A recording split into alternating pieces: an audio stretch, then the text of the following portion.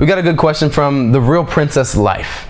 It's a really good screen name. I should have made mine that. But anyway, she says that she loves culture of Japanese. She loves the language. She's loved it for many years, and she loves even the way they look, right? She says she loves the Japanese men, and she's gonna marry one day. That's her goal.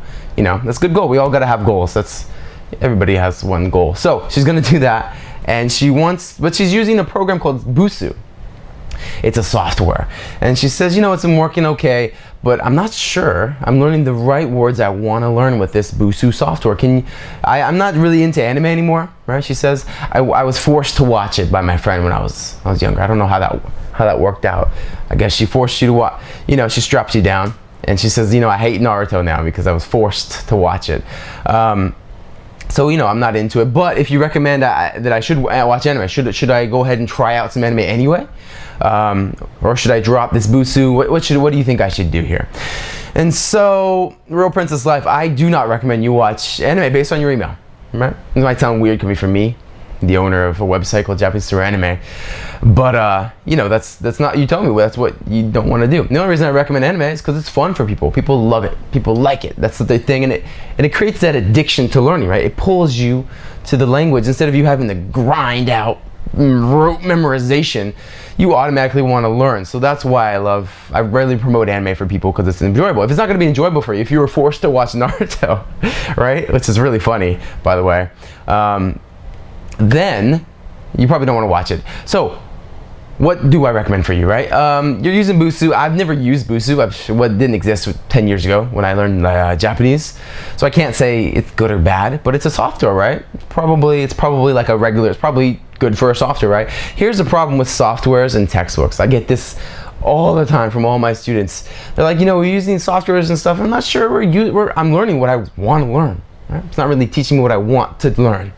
That's the problem with all of them. And software is just like an advanced version of a textbook, right? It's just animated, and it automatically creates exercises for you in some unique way.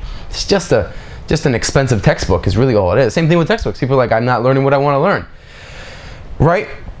So what's the answer to all these problems that all these Japanese learners are facing? Well, I've made a video on this down below in the newsletter thing I've given out. A lot of people, you have probably seen it already. So I'm just gonna touch on the subject. If you don't know what I'm talking about, this is a big thing. So you probably want to watch the real video. I'm gonna give you a short version of it, right? So you need some input. That's what you need. What's input, by the way? Right? What is that? That means you need to hear the Japanese language. You need to input, because what do you want to do with Japanese, right? You want to output it.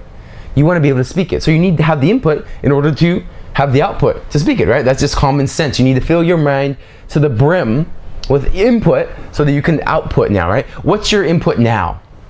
Your input is a software program. Well, if that's all you do ever, you're going to be really good at making a software program. Seriously, if all you do is a textbook, you're going to be really good at writing a textbook. And that's what most Japanese learners that's what most Japanese people are really good at. Have you ever been to Japan? They're really good at speaking English. You ever seen they're really good at English.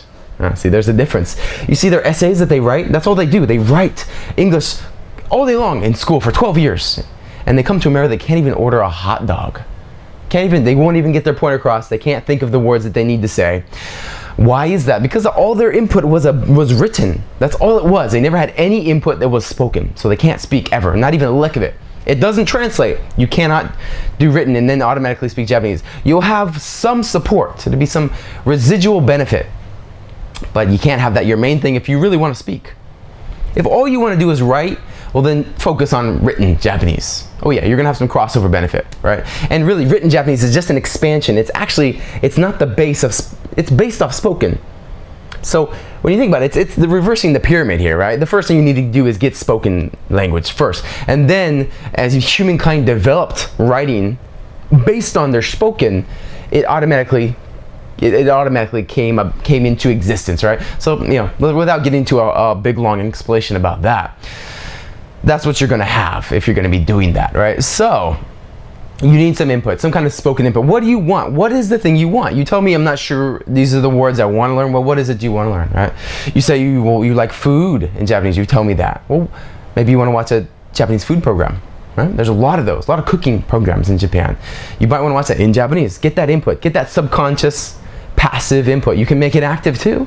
Make it an active input. But you really need some kind of input. You do. You need lots of it. Lots and lots of it, right? So you want to watch a food program. Maybe you want to be a ninja? Then you probably want to watch Naruto, right? You'll be real good at talking about ninja stuff. That's what's going on there, right? Not to say that there's no residual benefit, you know, but you want to get as close as possible to the output that you want to create, right? Because that's your input. Or whatever you enjoy, you know? Maybe you don't want to be a ninja, but you just enjoy the program, right? You want to understand the program, well then that's fine. That's perfectly fine.